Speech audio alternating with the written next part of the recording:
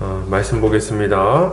사사기 2장 11절에서 23절까지 말씀입니다. 사사기 2장 11절에서 23절까지 말씀입니다. 사사기 2장 11절에서 23절입니다. 제가 봉독해 올리겠습니다. 이스라엘 자손이 여호와의 목전에 악을 행하여 바알들을 섬기며 애굽 땅에서 그들을 인도하여 내신 그들의 조상들의 하나님 여호와를 버리고 다른 신들 곧 그들의 주위에 있는 백성의 신들을 따라 그들에게 절하여 여호와를 진노하시게 하였으되 곧 그들이 여호와를 버리고 바알과 아스타롯을 섬겼으므로 여호와께서 이스라엘에게 진노하사 노력하는 자의 손에 넘겨주사 그들이 노력을 당하게 하시며 또 주위에 있는 모든 대적의 손에 팔아 넘기심에 그들이 다시는 대적을 당하지 못하였으며 그들이 어디로 가든지 여호와의 손이 그들에게 재앙을 내리시니 곧 여호와께서 말씀하신 것과 같고 여호와께서 그들에게 맹세하신 것과 같아서 그들의 괴로움이 심하였더라.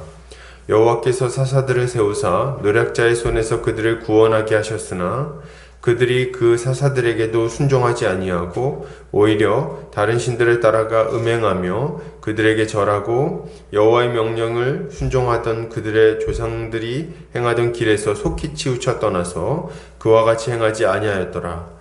여호와께서 그들을 위하여 사사들을 세우실 때에는 그 사사와 함께 하셨고 그 사사가 사는 날 동안에는 여호와께서 그들을 대적의 손에서 구원하셨으니 이는 그들이 대적에게 압박과 괴롭게 함을 받아 슬피 부르짖음으로 여호와께서 뜻을 돌이키셨음이거늘 그 사사가 죽은 후에는 그들이 돌이켜 그들의 조상들보다 더욱 타락하여 다른 신들을 따라 섬기며 그들에게 절하고 그들의 행위와 패역한 길을 그치지 아니하였으므로 여호와께서 이스라엘에게 진노하여 이르시되 이 백성이 내가 그들의 조상들에게 명령한 이 언약을 어기고 나의 목소리를 순종하지 아니하였은즉 나도 여호수아가 죽을 때에 남겨둔 이방 민족들을 다시는 그들 앞에서 하나도 쫓아내지 아니하리니 이는 이스라엘이 그들의 조상들이 지킨 것 같이 나 여호와의 도를 지켜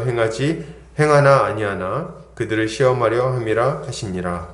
여호와께서 이방 민족들을 머물러 두사 그들을 속히 쫓아내지 아니하셨으며 여호수아의 손에 넘겨주지 아니하셨더라. 아멘.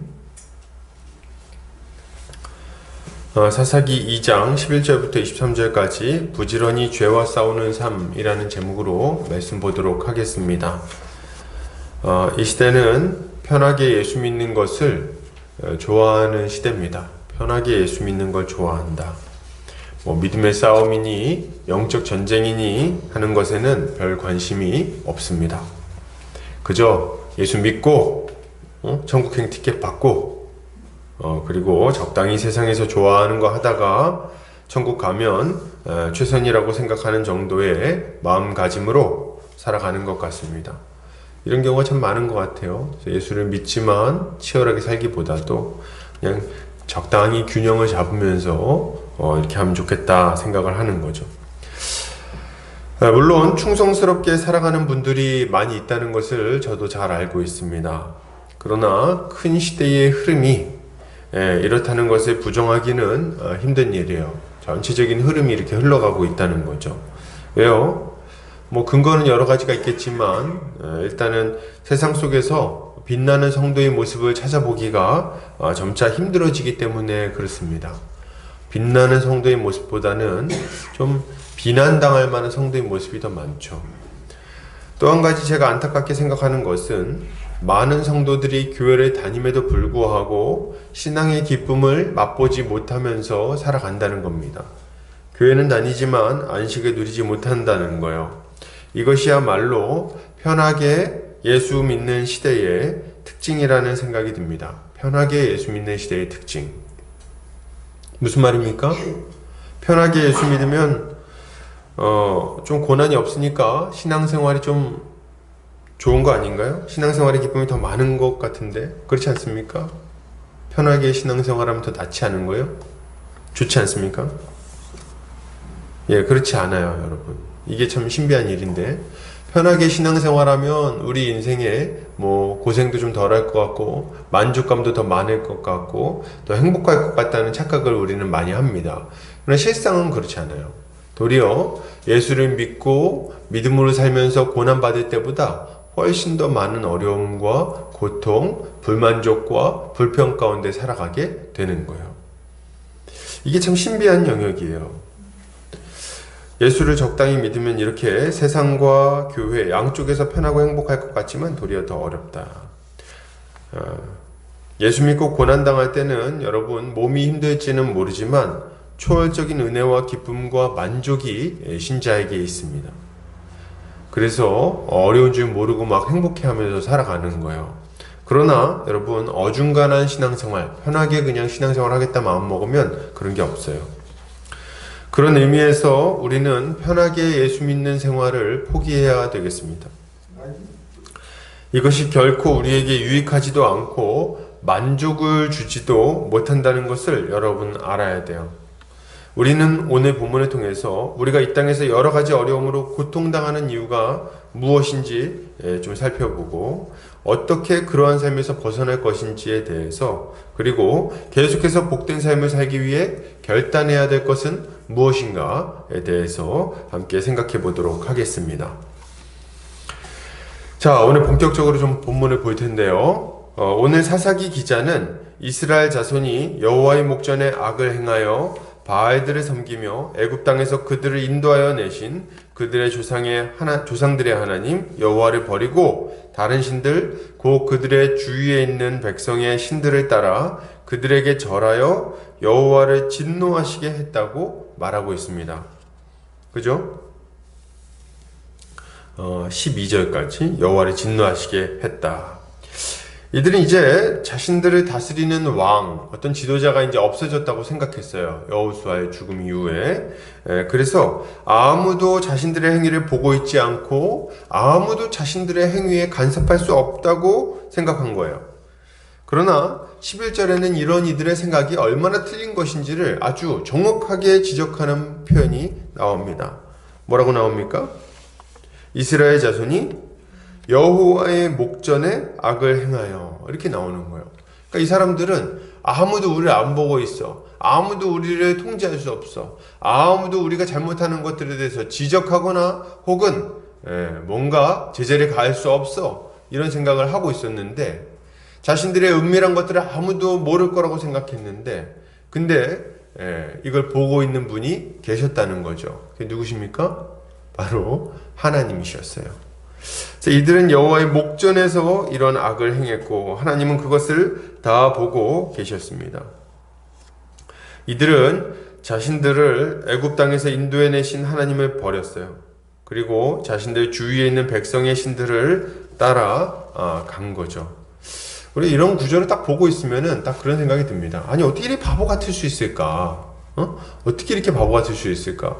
우상숭배는 지금 당장 살아계시는 하나님이 이들 가운데 함께 하셔서 가나안 땅을 이렇게 막 정복했는데 어떻게 이렇게 우상숭배에 금방 빠지지? 이해가 안 된다. 뭐 생각할 수 있어요. 저도 이해는 잘 안 되는데 근데 굳이 한번 이해를 해보고자 한다면 몇 가지 좀 이유가 있을 것 같습니다. 쉽게 이렇게 빠져들게 됐을까? 우상숭배가 그렇게 매력적인가? 할 때 매력적인 거예요, 여러분. 우상숭배가. 일단은 우상숭배가 가진 매력의 첫 번째는 이게 간단하다는 데 있었어요. 간단하다. 우상숭배는 간단합니다. 그냥 좋은 재물을 우상에게 바치면 그러면 소원을 들어주는 거예요. 이게 얼마나 쉬운 어떤 방식의 이 종교적 어떤 메커니즘입니까? 종교적 어떤 시스템이에요? 그래서 실제로 뭐 우리가 생각하면 이런 거죠. 복채 많이 내면 복 받는다. 뭐 이런 거랑 비슷한 거예요. 그래서 무당한테 가서 좋은 어떤 소식 듣고 싶으면 무당이 뭐라 그럽니까? 막 이렇게 이 뭡니까? 딸랑딸랑 하다가 뭐라 그래요? 복채가 부족해 이렇게 하잖아요. 그럼 이제 앞에다 복채를 이제 더 갖다 놓는 정성이 부족하다 더 갖다 놓고 더 갖다 주면 이제 마음에 드는 말을 해주는 거예요. 이게 뭐예요? 이게 우상숭배의 메커니즘이라는 거예요. 그러니까 이 사람들은 너무 편한 거예요. 이게 우상은 우리한테 뭔가 까다롭게 요구하지 않습니다. 거룩하게 살 걸 요구하지 않아요. 우상 숭배는. 그렇지 않습니까? 그냥 돈을 많이 주면 되는 거예요. 근데 제사 드리는 것도 그렇고 뭐 이렇게 하는 것도 그렇고 이스라엘의 하나님은 좀 까다로워요. 이스라엘 하나님은 어떻게 까다롭습니까? 일단 이스라엘의 하나님은 자신의 백성들에게 거룩한 삶을 요구하십니다. 그리고 법도 되게 많아요. 구약에 있는 법을 다 합쳐보면 613가지 정도 된다고 하는데 이게 지키는 게 힘들단 말이죠. 우리의 죄성하고 어울리지 않아요. 그걸 다 지키며 살아가는 게 거슬리고 힘들고. 근데 그런데다가 죄를 용서받고 뭐 복을 받으려면 제사를 드려야 된다고 하는데 제사 드리는 것도 간단하지가 않습니다. 우상 숭배는 어때요? 아무 데서나 이 돌멩이 같은 거 뭡니까? 돌 쌓아놓는다든지 아니면 뭐 우상 그 형상 있잖아요. 그거 갖다 놓고 집안에다 갖다 놓고 그 앞에서 제사 드리면 돼요. 근데 이스라엘의 하나님은 그런 거를 용납하지 않으시는 거예요. 그냥 뭐라 그러죠? 지성이면 감천이다. 이런 게 없는 거예요. 성경의 하나님은 지성이면 감천이다가 없습니다, 여러분. 굉장히 엄격한 절차를 거쳐서 제사를 드려야 되고 그 절차를 어겼을 시에는 오히려 무서운 형벌이 막 내리기도 해요. 기억나세요? 출애굽기에 보면 아론의 두 아들이 제사를 드릴 때 하나님 앞에 다른 불을 올려드립니다. 다른 불을 올려드려가지고 하나님께서 불을 내려서 두 사람을 죽여버려요. 제사장인데. 그러니까 그 정도로 엄격하시다는 거예요. 그러니까 이 제사 드리는 것도 자기 마음대로 아무 데서나 드릴 수 있는 게 아니고 성막으로 꼭 가야 되고 그 성막에 가서도 그냥 갈 수 있습니까? 가기 전에 벌써 회개하고 뭐 이렇게 배상 다 하고 가야 돼요. 양도 끌고 가야 되지. 끌고 가는 것도 양도 깨끗해야 돼. 아주 점도 없고 흠도 없고 깨끗한 거 끌고 가야 되고 가가지고 이 절차도 복잡합니다. 뭐 손을 얹고 기도를 하고 말이죠. 가가지고 그냥 양 잡아야 되고 피 다 흘리고 뿌리고 그리고 그걸 가지고 막 번제를 올려드리고 제사장이 앞에서 막 하고 있으면 그 앞에서 이제 휘 기도하고 복잡한 거예요. 그러니까 이게 아주 힘들다 이런 생각을 하게 되는 거죠. 그러나 가나안의 우상 숭배는 아주 간단했어요. 거룩을 요구하지도 않고 원하는 것을 주겠다고 했고 그 제사를 드리는 방식 자체도 굉장히 쉬웠다는 거죠. 우상이 원하는 제물만 바치면 그들이 욕심껏 죄를 짓고 살든 말든 그냥 원하는 대로 다 들어주는 것. 이게 우상 숭배의 모습이었던 거죠. 그러니까 이런 걸 딱 접했을 때 얼마나 매력적으로 이게 다가왔을까 이런 생각을 좀 해보게 되죠. 또한 우상 숭배는 사람들의 죄성을 자극하는 방식으로 진행이 됐습니다. 뭐 이런 거 우리가 자세히 알아야 되는가 뭐 이런 생각이 들긴 하지만 가나안의 우상들은 굉장히 이렇게 좀 성적으로 문란한 신들입니다. 그래서 실제로 이 신들에게 기쁨을 주기 위해서 그 제사 형식 자체가 굉장히 음란했어요. 그래서 이 제사를 드리면서 제물을 바치고 그 주변에서 음란한 행위를 하면 신들이 기뻐하면서 복을 내린다고 생각을 했어요. 그래가지고 제사 드릴 때 주변에서 이제 이 사제들이 실제로 이렇게 아주 음행을 하는 사제들이 배치가 되어 있었습니다. 그래가지고 거기서 이제 그렇게 음행을 하면서 제사를 드렸던 거죠. 그러니까 그걸 접한 이스라엘 백성들이 그걸 볼 때 굉장히 이제 유혹을 많이 느끼게 되는 거죠. 그리고 이러한 우상 숭배는 말이죠. 종교의 형태를 넘어서 문화의 형태로 다가왔기 때문에 굉장히 또 접근성이 좋았어요. 아주 자연스럽게 물들었다는 말씀을 좀 드리려고 하는 거예요. 가나안의 우상 숭배는 농경 문화와 밀접하게 연결이 되어 있었습니다. 그래서 비 내리는 그 어떤 그 시기라든지 뭐 모내는 시기, 뭐 추수하는 시기 이런 거에 맞춰서 이렇게 맞물려 가지고 이런 종교가 종교 행위가 진행이 됐던 거예요. 일종의 절기별 축제라고 할 수 있겠죠. 우리나라도 그 농경사회이기 때문에 맞춰가지고 어떤 절기가 있지 않습니까? 옛날에 노래도 불러서 입춘우수 뭐 이렇게 해가지고 하는 거 있잖아요. 그래서 이제 그거 맞춰가지고 뭘 했어야 됐다는 거예요. 때에 맞는 절기가 있는 겁니다. 그래서 이 축제가 그때마다 이렇게 벌어지고 그 제사는 그 축제의 한 요소였기 때문에 굉장히 좀 자연스럽게 여기에 녹아들 수밖에 없었던 거예요. 지금의 어떤 동성애 퀴어 축제나 할로윈 데이처럼 자연스럽게 문화로 다가가게 됐던 거죠. 그래서 이스라엘 백성들은 이것에 강하게 거부하지 않고 자연스레 이 우상 숭배에 물들게 된 거예요. 그래서 이제 하나님을 버리고 우상을 숭배하는 삶을 살아가게 된 거죠. 본문에 보면은 이들이 이렇게 우상을 숭배하는데 한 가지 이 사람들이 우상 숭배할 때 특징이 있어요. 그게 뭔지 아십니까? 이들이 우상 숭배하러 갈 때 천천히 가질 않아요. 그러니까 내 우상을 숭배해야겠다. 조금씩 물 들어가네. 이렇게 가질 않아요. 어떻게 합니까? 우리 17절에 보니까 이렇게 말합니다. 여호와의 명령에 순종하던 그들의 조상들이 행하던 길에서 속히 치우쳐 떠나서 그와 같이 행하지 아니하였더라. 이 사람들의 특징은 굉장히 금방 떠나가지고 이 우상 숭배에 확 물들어 버렸다는 거죠. 기가 막힌 일입니다. 여러분, 방금 전에 우상 숭배의 매력에 대해서 제가 이렇게 얘기를 했지만 이 우상을 따라가는 것은 그럼에도 불구하고 얼마나 어리석은 일입니까? 제가 그럴 수도 있다는 얘기를 하는 게 아니에요. 이런 매력이 있지만 그럼에도 불구하고 우상을 숭배하는 것은 너무 기가 막힌 일이고 어리석은 일입니다. 왜 그렇습니까? 아무리 앞에서 좋은 얘기를 해준다 그런들 그거 쫓아가면 안 된다 이거예요. 왜 그럴까요? 왜긴요? 가짜니까. 가짜인데 거기 넘어가면 어떡합니까? 여러분, 사기꾼들 아니에요, 사기꾼들. 사기당하면 안 된다 이거죠. 여러분, 생각해 보세요. 가나안의 신들은 자신을 섬기는 자들을 보호했습니까? 보호 못했습니까? 보호를 못했어요. 지금 이스라엘 백성이 가나안 땅에 어떻게 들어와 있는데요? 응? 이스라엘 하나님 여호와의 능력으로 요단강을 건너서 그 가운데 있는 강대한 민족들, 그 거인족들을 다 물리친 거 아닙니까? 그들의 신들은 이 하나님이 이 이스라엘 백성을 인도하여 들이실 때 전혀 그것을 막아낼 힘이 없었습니다. 그걸 막아낼 힘이 없었어요. 그것을 막고 지켜주기는커녕 그들이 망하고 노예가 되는 것을 아무 말 없이 지켜보기만 했죠. 그들을 복되게 하기는커녕 온갖 종류의 방탕한 죄에 빠지게 했을 뿐만 아니라 고통 가운데 멸망당하도록 만들었어요. 이게 가나안의 우상들의 모습이었던 거죠. 이런 어리석은 형상을 섬기려고 홍해를 가르고 자신들을 건져주신 하나님을 떠나다니, 이게 얼마나 황당하고 기가 막힌 일입니까? 하나님은 이사야 선지자를 통해서 우상 숭배의 어리석음을 아주 신랄하게 책망하십니다. 이사야 44장 한번 볼까요?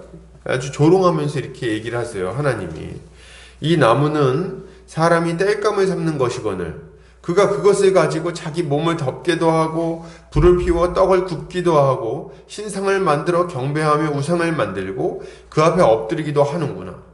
그 중에 절반은 불에 사르고 그 절반으로는 고기를 구워 먹고 배불리며 또 몸을 덮게 하여 이르기를 아하 따뜻하다 내가 불을 보았구나 하면서 그 나머지로 신상 곧 자기의 우상을 만들고 그 앞에 엎드려 경배하며 그것에게 기도하여 이르기를 너는 나의 신이니 나를 구원하라 하는도다.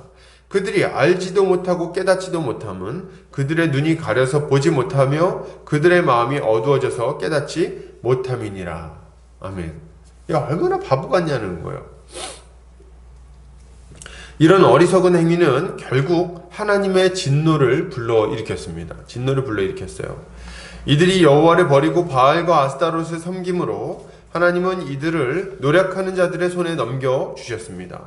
하나님이 이스라엘을 주위에 있는 모든 대적의 손에 팔아서 그들과 싸워 이기지 못하게 하셨어요. 그리고 이들이 어디로 가든지 하나님의 손이 그들에게 재앙을 내리셔서 그들의 괴로움이 심하게 만들어 버리신 거죠. 이게 하나님이 하신 일입니다. 여러분, 이거 좀 딱 기억해야 돼요. 하나님을 떠나서 살면요, 고통이 있습니다. 우상을 숭배하면요, 우상은 우리에게 만족을 주지 못하고 우리의 기도에 응답할 수가 없어요. 우리 인생을 좋게 만들 수 없다는 거예요. 그럼 만약에 우상 숭배가 우리에게 복을 줄 수 있다 그러면 제일 행복한 사람들이 누구여야 돼요?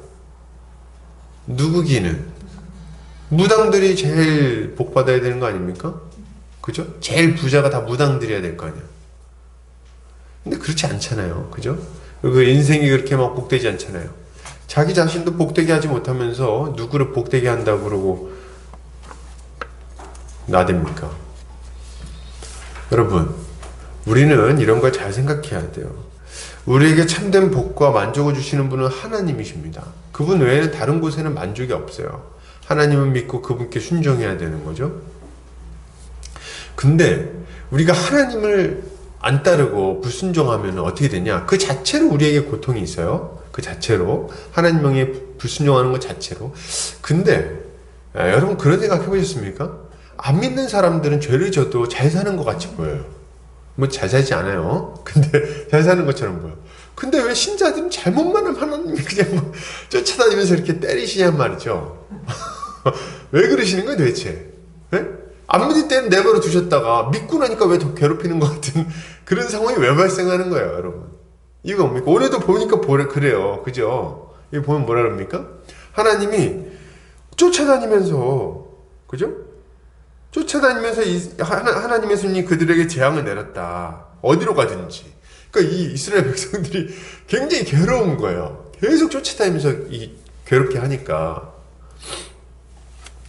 여러분 왜 그럴까요? 이유가 뭡니까? 이유가 굉장히 분명해요. 내버려 두면 망해버리니까, 가나안처럼. 그러니까 안 망하게 하려고 이렇게 하시는 거예요. 여러분 지금도 마찬가지입니다. 왜 우리의 인생에 계속해서 문제가 생기고 고통이 찾아옵니까? 왜 예수를 믿었는데도 불구하고 충만한 평강을 누리지 못하고 죄에 사로잡혀서 중독이나 파괴적인 습관 때문에 고통받습니까? 그 이유가 뭐죠? 바로 여기에 그 이유가 있는 거예요. 하나님께 순종하기 않기 때문이에요. 하나님을 사랑하며 그분께만 순종해야 되는데 그렇게 하지 않고 온갖 우상을 숭배하면서 살아가니까, 그러니까 우리 인생에 고통이 있는 거지. 여러분 뭐 이렇게 얘기할 때 어떤 분들은 아닌데요, 저는 아닌데요, 제가 언제 우상을 숭배했습니까? 전 집에 뭐 이렇게 신상 같은 거 갖다 놓은 적이 없습니다. 전 절에도 안 갔어요. 뭐 이렇게 얘기할지 모르겠어요. 근데 골로새서 3장 5절에 사도 바울이 이렇게 말해요. 그러므로 땅에 있는 지체를 죽이라. 곧 음란과 부정과 사욕과 악한 정욕과 탐심이니 탐심은 우상 숭배니라. 여러분 탐욕스럽게 살아가는 것이 우상 숭배인 거예요. 자기 자신을 사랑하며 돈을 사랑하며 자기 욕심을 만족시키기 위해서 죄를 짓고 살아가는 것, 이게 뭡니까? 이게 우상 숭배라는 거죠. 그러니까 제가 무슨 말 하는 겁니까? 예수 믿었는데 왜 고통이 있습니까? 예수를 믿었는데 탐욕스럽게 살아가니까. 예수를 믿었는데도 불구하고 주님께 순종하고 주님께로부터 만족을 얻으려고 그러지 않고 세상으로 나가서 세상에서 만족을 얻으려고 그러니까, 그것으로 자신의 욕심을 만족시키려고 그러니까, 계속 죄 가운데 거하니까, 그러니까 고통이 있는 거죠. 이사야 선지자는 고통 가운데 부르짖는 이스라엘 백성들에게 이렇게 말씀하십니다. 이사야서 59장 1절 2절이에요. 여호와의 손이 짧아 구원하지 못하심도 아니요 귀가 둔하여 듣지 못하심도 아니라 오직 너희 죄악이 너희와 너희 하나님 사이를 갈라놓았고 너희 죄가 그의 얼굴을 가리어서 너희에게서 듣지 않으시게 함이니라. 아멘. 여러분 왜 우리가 기도하는데도 불구하고 계속 고통이 있습니까? 이유가 있어요. 계속해서 죄를 지면서 하나님 앞에 살아가니까. 제가 막 이런 얘기를 할 때 어떤 분들은 내가 하나님을 잘 믿고 있고 교회도 열심히 다니고 있습니다, 뭐 이렇게 생각할지 모르겠어요. 근데 여러분 오해하지 않으셔야 돼요. 이스라엘 백성들은 하나님을 안 섬긴 적이 없어요. 약간 이게 무슨 말인지 잘 이해가 안 되시죠? 여러분 이스라엘 백성들은 이 사사기도 보면, 심지어 사사기에서도 이 사람들이 막 우상을 숭배하다가 어느 순간이 되면 어떻게 해요? 회개하잖아요. 근데 만약에 이게 이상한 거야. 우상을 계속 숭배하면 하나님이 있다는 걸 어떻게 알아요? 어떻게 알아요? 알 수가 없잖아요, 우상만 섬기면. 근데 어떻게 아는 거냐면, 우상을 숭배하는데 동시에 누굴 같이 섬기는 거예요? 하나님을 같이 섬기고 있는 거예요. 얘네들이 이 혼합 종교의 성격을 가지고 이렇게 지금 신앙생활을 하고 있는 겁니다. 그래서 이스라엘 백성들은 우상을 놔두고 한편에서는 하나님께 제사도 드렸어요. 그런 신앙생활을 지금 하고 있는 겁니다. 이게 문제인 거죠. 여러분, 우리도 마찬가지예요. 교회를 다니지 않는다는 말을 하려는 게 아니에요. 여러분, 교회 다니지 않아서 저주받거나 고통당한다는 얘기를 하려는 게 아닙니다. 교회를 다니는데 세상을 사랑하면서 살아가는 것이 문제라는 거예요. 교회를 다니는데도 불구하고. 뭐 입으로는 하나님 사랑합니다 이렇게 말하지만 행동으로는 세상을 사랑하고 세상의 가르침대로 살아갑니다. 근데 어떻게 이게 제대로 된 신앙이라고 말할 수 있냐는 거예요. 주님은 이런 이들에게 아주 신랄하게 경고하세요. 계시록 3장 15절입니다. 내가 내 행위를 아노니 내가 차지도 아니하고 뜨겁지도 아니하도다. 내가 차든지 뜨겁든지 하기를 원하노라. 그러면서 뭐라 그러십니까? 네가 이렇게 미지근한즉 내가 입에서 토하여 너를 내칠 것이다. 이렇게 얘기를 하신단 말이에요. 이게 굉장히 무서운 얘기 아닙니까? 우리가 차든지 뜨겁든지 해야 되는 거예요. 차든지 뜨겁든지. 믿는 것도 아니고 안 믿는 것도 아니고 어중간한 상태로 살아가면 주님은 그런 자를 토해서 내쳐버리실 겁니다. 안타까운 것은 이런 처지에 있으면서도 자신들이 얼마나 공고한 처지에 있는지를 이해하지 못한다는데 문제가 좀 있는 것 같아요. 주님께 뜨겁게 순종하지 않아요? 죄를 냉정하게 끊어내지 못합니다. 이렇게 두 마음을 품고 살아가면서 자신이 균형 잡힌 신앙생활을 하고 있다고 생각한다는 거예요. 여러분, 이런 생활을 하면서 삶의 만족을 얻을 수 있겠습니까? 우리의 문제가 해결될 수 있을까요? 아니요, 그럴 수 없는 거예요. 당연한 말입니다. 당연한 말이에요. 어정쩡한 위치에서 무슨 평강을 기대할 수 있겠어요? 뭐 이렇게 막 적정하게 하나님께 기도하는 것도 아니고 죄를 끊어내는 것도 아니고 또 주님께만 전심전력 자기 자신을 던지는 것도 아니고 그렇게 하지도 않으면서 맨날 하는 말이 뭐예요? 영적으로 공고하다. 말씀을 좀 보세요. 목사님들 맨날 뭐 상담하면 하는 답이 딱 두 개잖아요. 뭡니까? 말씀 보세요. 또 하나 뭐예요? 기도하세요. 이게 거의 뭐 군대의 빨간 약 같은 건데 아무거나 뭔 문제만 있으면 말씀 보세요. 기도하세요. 근데 왜 그렇게 하냐면 그게 답이기 때문에 그래요. 그게 문제의 해답이에요. 진짜로 만병통치약이에요. 근데 지금 어떻게 하는 겁니까?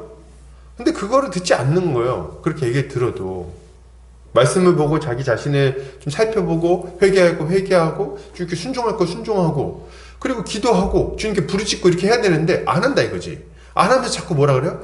그걸로 안 돼요. 안 됩니다. 해봤는데 문제가 해결되지 않아요. 얼마나 해봤길래? 얼마나 해봤어요? 얼마나? 뭐 1년 했습니까? 보통 보면 한 일주일 정도 합니다. 일주일 정도 하고 안 돼요. 안 돼. 틀렸어요. 더 해봐야죠. 더. 안 된다 이거지. 이런 식으로는.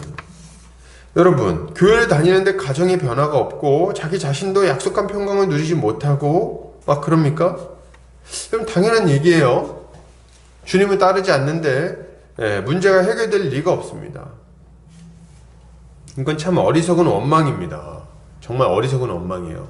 여러분 생각해 보세요. 누구 잘못입니까?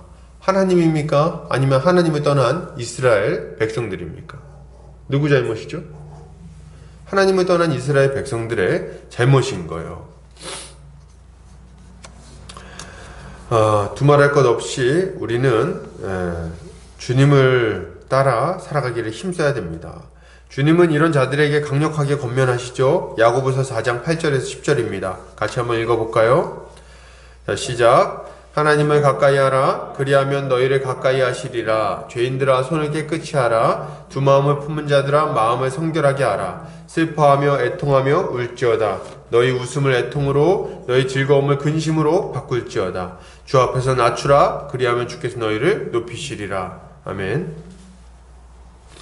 여러분 이거 기억하시기 바랍니다. 세상과 하나님을 동시에 섬길 수 없어요. 물질을 사랑하고 섬기면서 하나님을 동시에 섬길 수 없습니다. 안 되는 일이에요, 그게. 주일에는 하나님을 섬기고 주중에는 물질과 성공과 쾌락을 섬기며 사는 사람들은 하나님 앞에서 평강을 누릴 수 없습니다. 마태복음 6장 24절에 이렇게 말합니다. 한 사람이 두 주인을 섬기지 못할 것이니 혹 이를 미워하고 저를 사랑하거나 혹 이를 중히 여기고 저를 경히 여김이라. 너희가 하나님과 재물을 겸하여 섬기지 못하느니라. 아멘. 그럼 제가 이 재물 얘기를 할 때 오해하면 안 되는 게 저는 여러분한테 가난하게 살라는 얘기를 하는 건 아니에요. 꼭 그렇게 가난하게 살 필요는 없습니다. 우리가 넉넉하게 이웃들도 베풀고 이렇게 하려면은 필요한 것들이 있어요. 근데 이 말은 가난하게 살라는 말은 아니지만 부하기를 탐하지는 말라는 말이에요. 자족할 줄 알라는 거예요. 자족하는 삶을 살아야 됩니다. 하나님을 떠나서 세상을 따라가는 자들, 부하기를 추구하는 자들은 만족도 없고 기쁨도 느낄 수 없습니다. 이런 거 느낄 수가 없어요. 계속 불만족하고 계속 공고해야 하고 계속해서 비참한 삶을 살게 되는 겁니다. 그러므로 여러분, 우리는 어떻게 살아야 될까요? 어떤 모습을 가져야 됩니까? 먼저 죄를 멀리해야 되겠어요. 세상 쾌락과 즐거움에 빠져서 신앙을 버리는 어리석은 삶을 살지 않아야 됩니다. 죄야말로 우리의 기쁨을 빼앗아가는 원수임을 알고 죄와 싸우기를 힘써야 돼요. 그리고 오직 주님께만 우리의 마음을 드리고 주님을 따라 살아가기를 힘써야 합니다. 이것이야말로 신자가 가져야 할 마땅한 삶의 모습인 거예요. 이렇게 살아가는 성도님들 되시기를 주의 이름으로 축복합니다. 예수 믿고 나서도 이 싸움이 계속돼야 되는 거예요, 여러분. 계속해서 보겠습니다. 이스라엘 백성들은 하나님의 진노 아래서 고통스러운 삶을 살게 되죠. 그러나 이스라엘의 운명은 이렇게 그냥 끝나버리지는 않습니다. 여호와께서 괴로움 가운데 부르짖는 그들을 위해 사사들을 세우셨기 때문이에요. 16절 여호와께서 사사들을 세우사 노략자의 손에서 그들을 구원하게 하셨으나, 그러니까 하나님은 이스라엘 백성들이 고통으로 말미암아 슬피 부르짖을 때 그들을 향한 진노를 거두시고 뜻을 돌이키십니다. 그리고 그들을 회복시켜 주세요. 여호와께서 사사들을 세우실 때는 그 사사가 그들과 함께하였고 그 사사가 사는 날 동안에는 대적들의 압박과 괴로움에서 벗어나 기쁨 가운데 살아가게 됩니다. 그러나 문제는 뭐예요? 19절 그 사사가 죽은 후에는 그들이 돌이켜 그들의 조상들보다 더욱 타락하여 다른 신들을 따라 섬기며 그들에게 절하고 그들의 행위와 패역한 길을 그치지 아니하였으므로, 여러분 이게 문제입니다. 이게 문제예요. 이스라엘 백성들은 사사가 있는 동안에는 잘 순종하다가도 사사가 죽으면 더욱 타락해서 다른 신들을 섬기죠.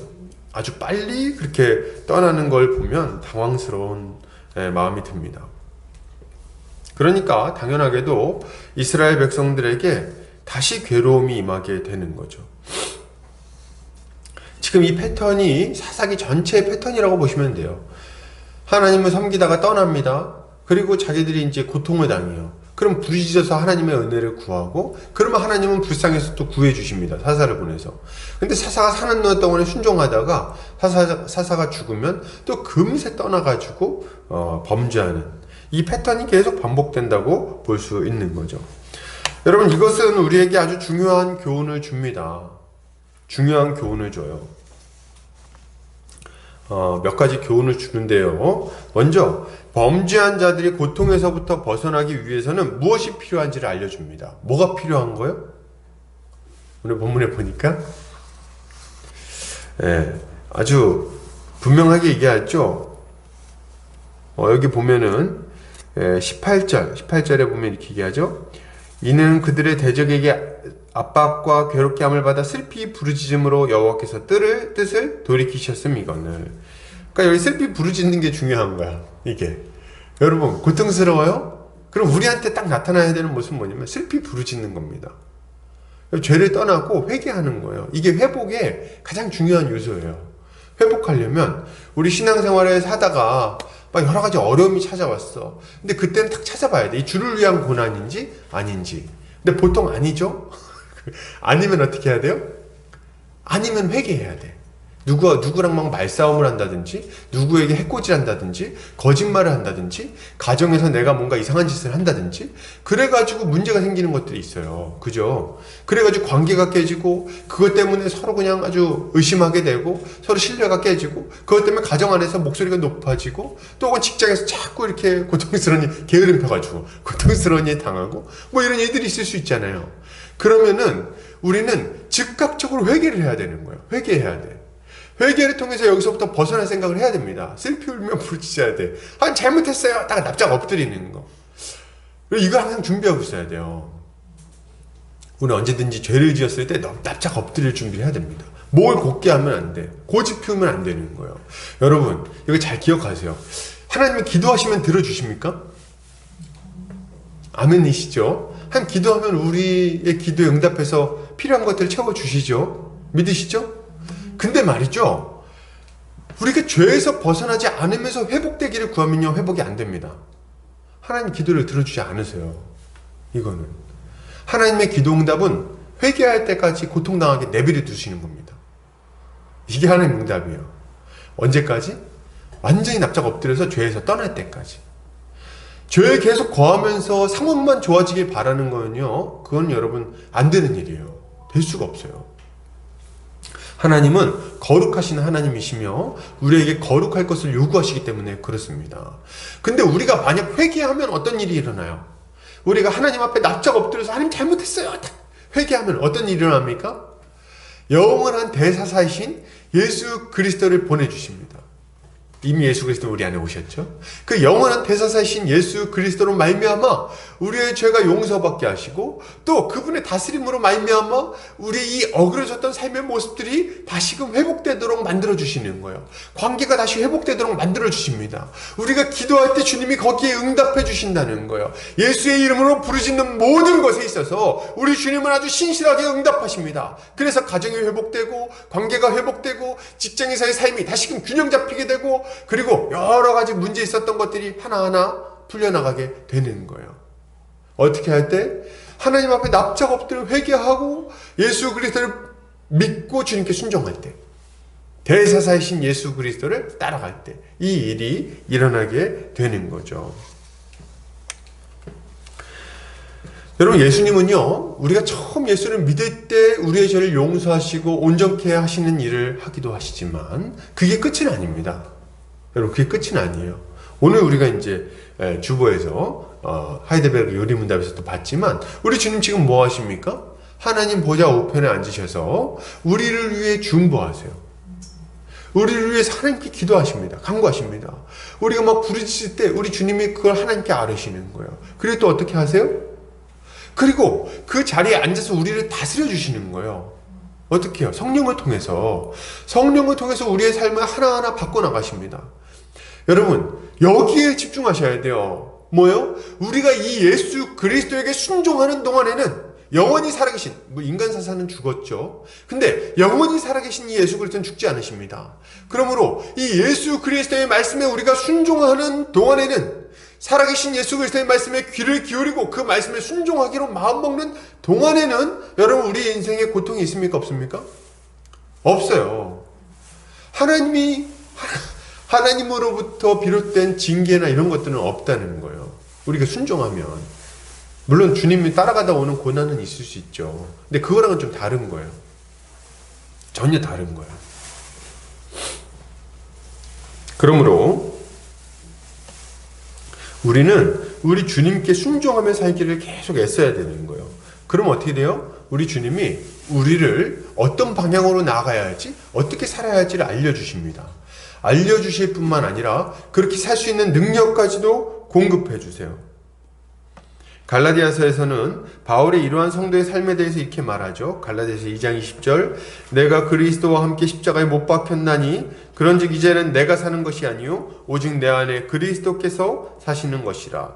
이제 내가 육체 가운데 사는 것은 나를 사랑하사 나를 위하여 자기 자신을 버리신 하나님의 아들을 믿는 믿음 안에서 사는 것이라. 아멘.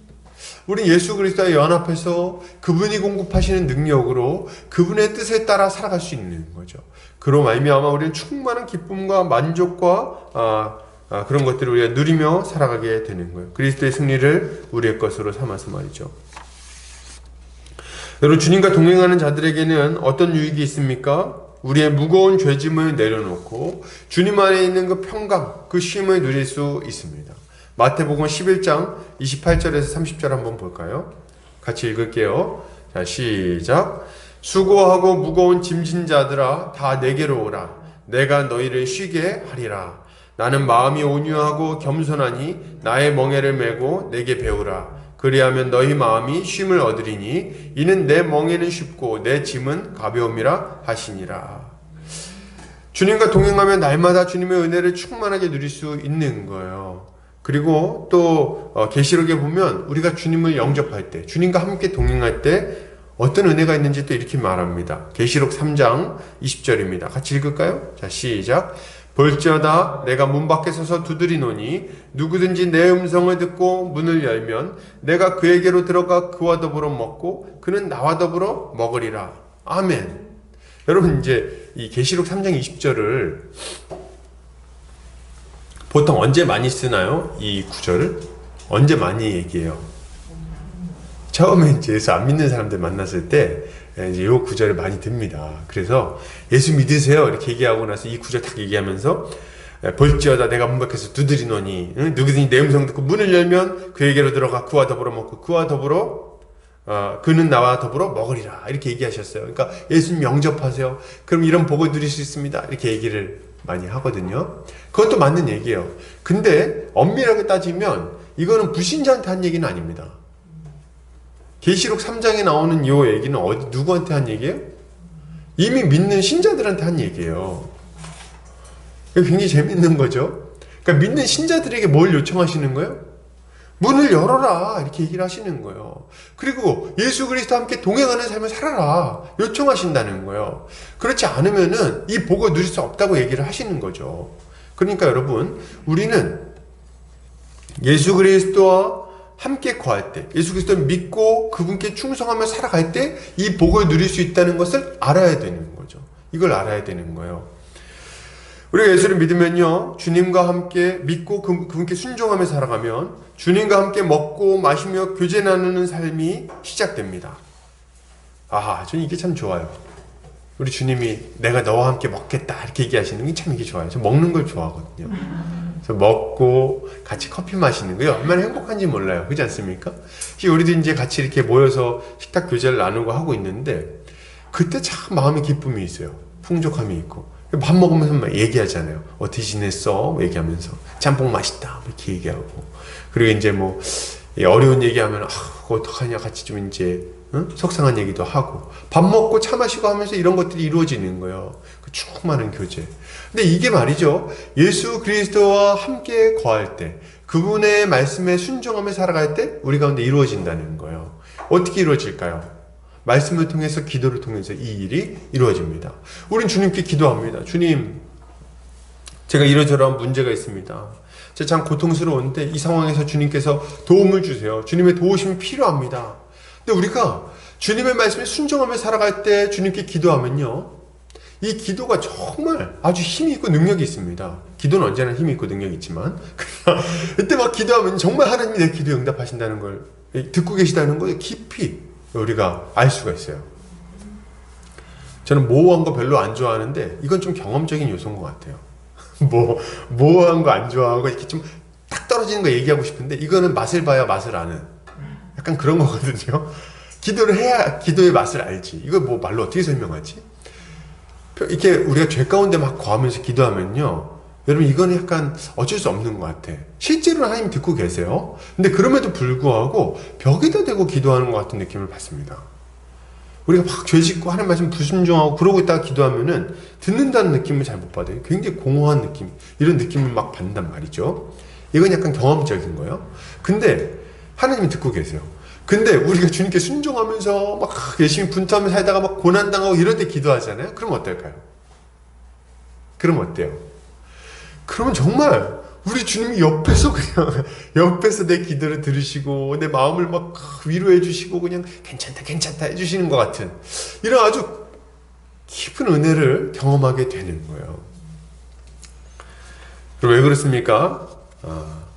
우리 주님과의 충만한 교제가 성령을 통해서 계속해서 이루어지기 때문에 그런 거예요. 물론 제가 지금 얘기하는 거는 흔히 생각하는 것처럼 하나님 음성을 듣는 삶 뭐 이런 걸 얘기하려는 건 아닙니다. 그런 걸 얘기하려는 건 아니에요. 주님이 날마다 말씀으로 우리 깨우쳐 주시고 새 힘을 주시며 우린 기도하는 가운데 우리 주님의 은혜를 경험하고 우리 주님이 부어주시는 은혜 가운데 힘을 얻는 것을 말씀드리려고 하는 거죠. 이게 얼마나 복된 삶입니까? 그러나 이것은 한 가지를 더 알려줍니다. 지금 얘기했던 이런 것들 한 가지 더 알려줘요. 뭡니까? 만약 우리가 예수를 믿은 이후에도 그리스도를 떠나 살아간다면 어떻게 된다는 겁니까? 예수 그리스도를 믿고 나서 그분께 순종하면서 살아가면 이런 복을 누려. 이 말을 반대로 얘기하면 예수를 믿었는데도 불구하고 주님을 떠나서 살아가면 어떻다는 거예요? 이 복을 누리지 못한다는 거예요. 이 말씀을 좀 드리려고 하는 겁니다. 우리가 다시 죄악 가운데 빠져서 그렇게 살아가게 되면 우리는 고통스럽게 될 겁니다. 그리고 우리의 나중 형편은 처음 우리가 겪었던 것보다 더 악하게 될 가능성이 높아요. 주님은 이렇게 경고하십니다. 누가복음 11장 24절에서 26절입니다. 더러운 귀신이 사람에게서 나갔을 때에 물 없는 곳으로 다니며 쉬기를 구하되 얻지 못하고 이에 이르되 내가 나온 내 집으로 돌아가리라 하고 가서 보니 그 집이 청소되고 수리되었거늘 이에 가서 저보다 더 악한 귀신이 7을 데리고 들어가서 거하니 그 사람의 나중 형편이 전보다 더 심하게 되느니라. 아멘. 이게 무서운 경고입니다. 여러분, 우리가 예수 믿고 나서 죄에서 떠났잖아요. 근데 그 죄에 다시 빠지게 되면 어떻게 될까요? 그러면은 전보다 더 형편이 안 좋아져요. 더 돌이키기 힘들어집니다. 베드로 사도는 이렇게 경고하고 있어요. 만일 그들이 우리 주 되신 구주 예수 그리스도를 알므로 세상의 더러움을 피한 후에 다시 그 중에 얽매이고 지면 그 나중 형편이 처음보다 더 심하리니. 아멘. 여러분 이거를 좀 잘 아셔야 돼요. 이 원리를. 왜 그러냐면 우리가 죄를 회개하고 우리 삶이 회복되잖아요. 다시 죄에 빠졌어. 그럴 때 어떻게 되냐면 그때도 회개하면 하나님 용서해 주십니까? 안 해주십니까? 해주세요. 또 회개하면 또 용서해 주시거든요. 근데 같은 죄를 반복해서 지면요 점점 그 죄에서 빠져나오는 게 힘들어집니다. 이게 굉장히 좀 이상한 일인데 힘들어져요. 왜 그러냐면 회개해도 안 된다는 생각이 일단 우리 가운데 들어오고 이겨낼 수 없다는 생각이 강해지고 습관이 돼버려요. 그리고 또 하나는 뭐가 되냐면 죄를 짓고도 또 계속 죄를 지니까 이 사람들이 이 양심이 마비가 점점 됩니다. 그래가지고 다음번에 그 죄를 짓 때는 전보다 더 그렇게 절실하게 회개하지 않아요. 이런 문제가 생기는 거예요. 죄를 회개하고 주님께 돌아간 자들은 다시 죄를 짓지 않기 위해서 부단히 애를 써야 됩니다. 어떤 분들은 죄를 짓고 죄를 회개했으니까 이제 깨끗해졌어. 그러니까 이제 난 아무 문제 없어. 맞아요. 문제는 없어요. 근데 또 그 죄를 지어도 되는 건 아닙니다. 우리 주님이 가늠한 여인에게 요한복음에서 뭐라고 말씀하세요? 잡혀온 여인에게 나도 너를 정죄하지 아니하노니 가서 다시는 이런 죄를 범하지 말라 이렇게 명령하신단 말이죠. 그러니까 똑같은 죄를 또 지면은 이게 힘든 거예요. 이게. 그래서 우리는 이 죄와 계속해서 싸워야 됩니다. 계속해서 회개의 자리로 나오기를 힘써야 되는 거예요. 그래서 이 죄와 싸우고 이겨내야 되는 거죠. 여러분 이걸 기억해야 돼요. 우리가 어느 순간인가 이런 마음이 들 수 있어요. 이게 진짜 잘 들으셨으면 좋겠어요. 죄의 유혹이 딱 찾아왔을 때 이런 마음이 딱 찾아올 때가 있을 겁니다. 회개하면 되지 뭐. 그 마음이 딱 찾아오는 순간이 있을 거예요. 죄를 짓고 싶은 마음이 너무 강할 때 회개하면 되지 뭐. 하나님이 용서해 주실 거예요. 이거 신학적인 지식이거든요. 그래서 이렇게 얘기하는 경우가 있어요. 이때 여러분 한 가지를 꼭 기억하셨으면 좋겠어요. 하나님은 결코 만홀히 여김을 받지 않으시는 분이십니다. 하나님은 절대로 우리에게 그렇게 이용당하시는 분이 아니에요. 이렇게 얘기하는 거는 그런 마음이 딱 들 때 이런 생각을 내가 거의 망하기 직전이구나 이 생각을 해야 돼요. 내가 지금 망하기 직전이구나. 왜냐면은 이거는 하나님의 은혜를 죄의 도구로 사용하겠다는 마음이기 때문에 그렇습니다. 그래서 그걸 딱 캐치해내야 돼요. 그리고 그 마음이 들 때 아주 격렬하게 저항해야 돼요. 그 마음에. 아니야, 안 돼. 응? 어떻게 이런 마음을 가질 수가 있는가? 이스라엘 백성들보다 내가 더 나쁜 놈이다. 이렇게 하면서 싸워야 되는 거예요. 그래야지 어떻게 합니까? 이 죄의 유혹에서부터 벗어날 수 있는 거죠. 여러분 속지 마세요. 마귀는 늘 우리에게 얘기합니다. 괜찮다고. 별 문제 없을 거라고. 하나님 사랑이 많으시니까 용서하실 거라고 얘기할 거예요. 예, 마귀는 맞는 말을 합니다. 한편으로는. 근데 그 결과가 아무렇지 않은 것은 아니라는 걸 여러분 아셔야 돼요. 이걸 알고 죄와 싸우는 우리 성도님들 되시기를 주의 이름으로 축복합니다. 계속해서 보겠습니다. 하나님은 계속해서 범죄하는 이스라엘에게 진노하세요. 그리고 하나님은 이스라엘 백성이 하나님이 명령하신 언약을 어기고 그의 목소리를 순종하지 않았기 때문에 이방 민족들을 완전히 쫓아내지 않으시겠다고 말씀하십니다. 이스라엘의 곁에 그들을 두시고 조상들이 순종한 것처럼 그 후손들이 순종하는지 순종하지 않는지를 시험하겠다고 말씀하시는 거예요. 그리고 하나님은 이스라엘 바로 옆에 이 비수 같은 가나안 민족들을 두시고 계속해서 그들의 순종을 살펴보십니다. 그래서 어떻게 하세요? 얘네들이 이상한 짓 하면 이 비수로 쿡 찌르고 정신 차려, 잘못했습니다. 그러면 이제 또 잘 놔뒀다가 또 잘못하면 쿡 찌르고. 이건 이제 우리 하나님이 하시는 거예요.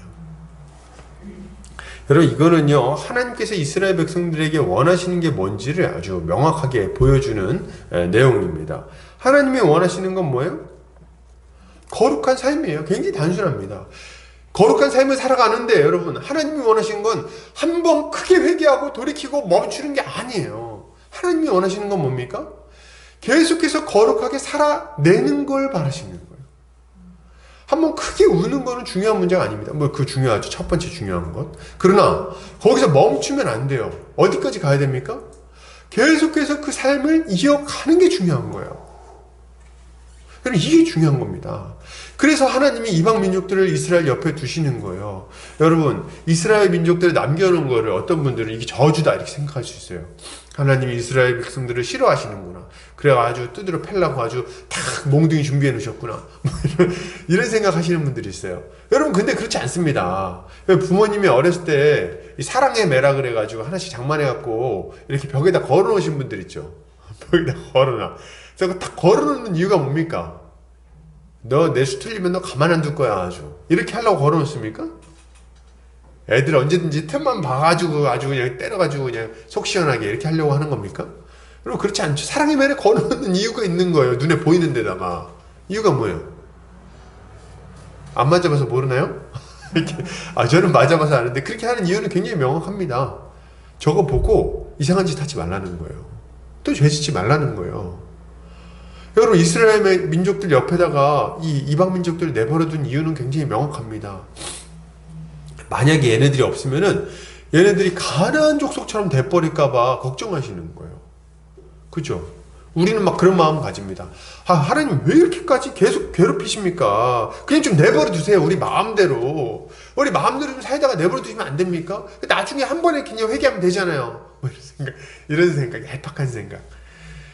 근데 안 된다는 거예요. 그렇게 내버려 두면은 우리의 양심이 완전히 굳어지게 되고 결국에는 완전히 주님을 떠나게 돼버립니다. 그렇기 때문에 우리 주님이 중간중간 우리를 고통스럽게 하기도 하시고 징계하기도 하시고 돌이키게 하기도 하시는 거예요. 이게 중간중간 필요한 거예요. 양심이 완전히 굳어지기 전에. 이게 우리 하나님이 하시는 일입니다. 그래서 이 이스라엘 백성들이 곁에 남은 이 가나안 민족들은 저주라기보다는 하나님의 은혜요, 안전장치라고 할 수 있는 거죠. 하나님은 이들이 두려운 마음을 가지고 이스라엘 백성들이 계속해서 거룩한 영적 전쟁을 벌여 나가기를 바라고 계시는 거예요. 여러분, 이것은 우리가 이 땅에서 어떤 삶을 살아가야 될지를 아주 분명하게 알려주는 얘기죠. 어떻게 살아가야 됩니까? 계속해서 주님께 순종하는 삶을 살아야 되겠어요. 이게 아주 중요합니다. 여러분, 예수 믿고 나면 우리가 아주 짧은 기간 동안에는 예수 믿고 나서 확 은혜가 충만할 때는 정말 아무 걱정도 없고 모든 것이 다 좋아 보여요. 별로 유혹도 없는 것 같아요. 그때는 크게 두려운 것도 없고 그냥 주를 위해 죽을 수도 있을 것 같고 유혹이 찾아와도 이게 뭐 유혹이야. 내가 뭐 이거 어렵다고 이거 가지고 시험에 들었었는가 옛날에. 아유 어리석은 바보 같은 삶을 살았었구나. 이렇게 하면서 이제 그러면서 막 그냥 좋아가지고 막 이렇게 한단 말이죠. 근데 시간이 조금 지나면서 정신이 들어요. 정신이. 근데 이거는 은혜가 이게 뭐랄까? 비정상으로 가는 게 아니라, 다시 죄된 모습으로 가는 게 아니라 거품이 빠지는 거예요. 신앙생활에 내 믿음의 어떤 수준이 딱 드러나는 거거든요. 그때부터 말이죠, 이제 유혹과 시험이 본격적으로 시작이 됩니다. 예수 믿고 나서도 계속 유혹이 있고 시험이 있어요. 물질적인 시험이 있을 수 있고, 혹은 이성 문제로서 시험이 있을 수 있고, 혹은 여러 성공이라든지 세상 욕심, 이런 것들이, 이생의 자랑, 이런 것들이 계속 우리에게 시험과 유혹으로 찾아오게 되는 거죠. 그래서 이런 것들이 제가 일일이 다 말하기 어려운 것은 너무 다양한 방식으로 다양한 상황에서 다각도로 찾아와요. 정말. 그래서 어떨 때 막 믿음이 흔들리기도 하고, 주님을 떠날 위기도 막 찾아오게 되고 말이죠. 그래서 어떨 땐 죄의 유혹이 얼마나 강렬한지 뇌리를 막 칵 찌르는 이 죄의 유혹들이 있을 수 있어요. 그 순간에 약간 눈이 돌아가는 거죠. 그런 것들이 있을 수 있어요. 어떤 사람에게는 이것이 돈 욕심일 수 있고, 어떤 사람들에게는 이게 이성 문제일 수 있어요.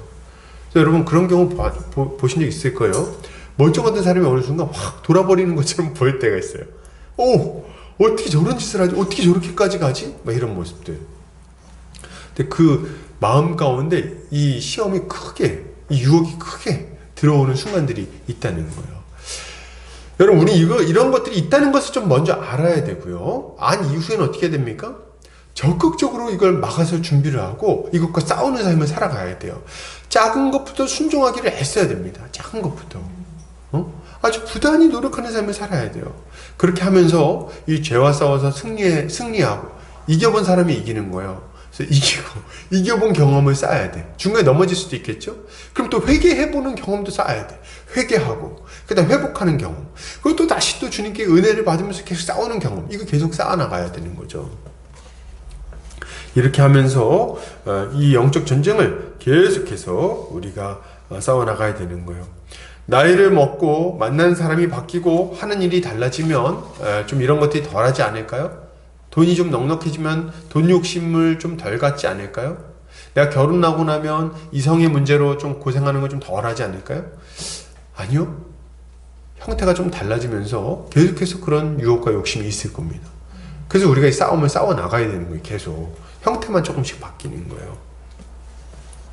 그러면 우리는 어떻게 이 싸움을 계속해서 효과적으로 싸울 수 있을까요? 이게 되게 우리 궁금한 거 아닙니까? 어떻게 해야지 효과적으로 싸워서 이걸 이겨낼 수 있을까? 방법은 사실은 굉장히 단순합니다. 하나님을 경외하는 마음을 가지고 이 싸움을 싸워야 되겠어요. 하나님을 경외하는 마음을 가지고 싸우는 방식은 단순하죠. 교회로서 말씀 보고 기도하고 형제자매와 함께 교제를 나누며 이 싸움을 싸워나간다. 근데 이제 이때 우리가 가져야 되는 것은 두려워하는 마음인 거예요. 마땅히 두려워해야 할 분을 두려워하는 마음을 잊지 않아야 되겠어요. 이게 되게 중요해요. 우리의 육신을 망하게 할 권세가 있을 뿐 아니라 우리의 영혼까지도 지옥에 던져 넣을 수 있는 하나님을 두려워해야 됩니다. 누가복음 12장 5절에 이렇게 말하고 있어요. 마땅히 두려워할 자를 내가 너희에게 보이리니 곧 죽인 후에 또한 지옥에 던져 넣는 권세 있는 그를 두려워하라. 내가 참으로 너희에게 이르노니 그를 두려워하라. 여러분, 하나님께 대한 두려움은 죄와 싸우게 만드는 굉장히 중요한 동력 중에 하나예요. 그러니까 하나님을 사랑하는 것도 죄와 싸우는 큰 동력이고 이게 첫 번째 대한 동력이지만 하나님을 두려워하는 것도 강력한 동력입니다. 두려움, 마땅한 두려운 마음이 있어야 돼요. 마땅히 가져야 할 마음이에요. 우리는 주님을 사랑함으로 죄와 싸우지만 주님의 징계를 두려워하는 마음으로 죄와 싸우기도 한다는 거죠. 그러므로 우리는 주님의 징계를 받을 때 그것을 가볍게 여기지 말고 무겁게 받아들여야 되겠어요. 그리고 우리의 삶을 거룩하게 변화시켜 나가는 원동력으로 삼아야 되겠습니다. 히브리서 기자는 이렇게 말합니다. 무릇 징계가 당시에는 즐거워 보이지 않고 슬퍼 보이나 후에 그로 말미암아 연단받은 자들은 의와 평강의 열매를 맺느니라. 아멘. 성경에서 공의히 이렇게 얘기를 하고 있어요. 징계는 슬퍼 보인다. 무슨 말입니까? 진짜 힘들어요, 여러분. 주님의 징계는 고통스러운 겁니다. 그래서 이거는 진짜 피할 수 있으면 피하는 게 좋아. 안 당하는 게 좋아. 그래서 이 두려운 마음을 가져야 돼요. 그리고 이 죄와 싸워야 됩니다. 그리고 징계를 받을 때는 이거를 아주 깊이 마음에 새기고 다시는 죄를 범하지 않겠다고 마음 먹어야 되겠어요. 이렇게 할 때 우리는 유혹을 떨쳐내고 끝까지 믿음의 삶을 힘있게 살아갈 수 있는 것입니다. 결론을 드립니다. 여러분, 하나님의 뜻에 순종하는 삶을 살아야 되겠습니다. 죄를 즐거워하지 않기를 바랍니다. 죄를 멀리하고 주님을 따라가야 되겠어요. 회개한 이후에는 회개에 합당한 열매를 맺어야 돼요. 우린 죽을 때까지 이 거룩의 싸움을 멈추지 않고 계속해서 해나가야 하겠습니다. 하나님을 경외하는 마음을 가지고 이 싸움을 싸움으로 이 땅에서 많은 열매를 맺는 성도님들 되시기를 주의 이름으로 축복합니다. 기도하겠습니다.